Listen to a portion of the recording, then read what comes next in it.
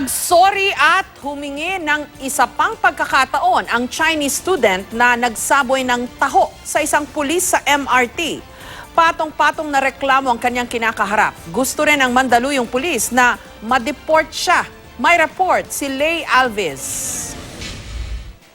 Bukod sa kapatawaran, humihingi ng isa pang pagkakataon si Jala Tsang, ang Chinese national na inaresto at nag-viral matapos sabuyan ng taho ang isang pulis sa MRT noong Sabado. Nagpaliwanag siya sa kanyang nagawa. Really in a bad mood and I was not able to control my emotion. I really admit the mistake I made and I feel so regretful for it. I'm really sorry and I really ask if it's possible to have another chance for me. Mahigit 6 na taon nang naninirahan sa Pilipinas si Tsang, isang 23 anyos na fashion design student. Naging emosyonal nang magkwento bakit siya nagpasyang dito manirahan. I really like the Philippines, that's why I stay here. I like people here. I really love Filipinos, that's why I stayed here and I like this country, I like places. This is a very minor omission which just went viral.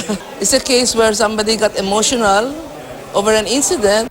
Sa kuha ng CCTV sa MRT Bonnie Avenue Station noong Sabado ng umaga, makikitang nag-uusap si Tsang at ang pulis na si PO1 William Cristobal. Dahil kasi sa security protocol sa MRT na naghihigpit sa pagpasok ng mga likido, binawalan ng pulis si Tsang na ipasok ang baon niyang taho. Sa kanyang inis, ang taho, isinaboy niya sa pulis. Mag-walk out na sana si Tsang pero pinigilan siya ng mga security personnel. Hindi naman po ako nag-expect ng kung ano. Ginawa ko lang po kung ano po yung gustong mangyari po ng aming GPNP na habaan pa yung pasensya at gumawa lang ng tama para sa bayan. At yan ang gayahin ng ating mga pulis, no? Yung disiplinado, pasensyoso. Nakakulong pa rin sa Mandaluyong Police Headquarters si Tsang habang hinihintay ang resolusyon ng piskalya para makapagpiyansa. Naharap siya sa mga reklamong disobedience to a person in authority, direct assault at unjust vexation. Irerekomenda ng Mandaluyong Police sa Bureau of Immigration na ideklarang undesirable alien si Tsang para ma-deport pabalik ng China. She talked with PO1 Cristobal, no?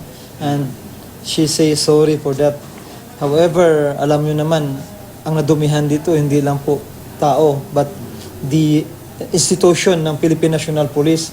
So it's a big insult to us na basta-basta lang natin baliwalain yung ginawa niya. Bineberipika pa ng Bureau of Immigration ang inisyal na report nila tungkol kay Tsang habang pinag-aaralan ang magiging hakbang sa kaso.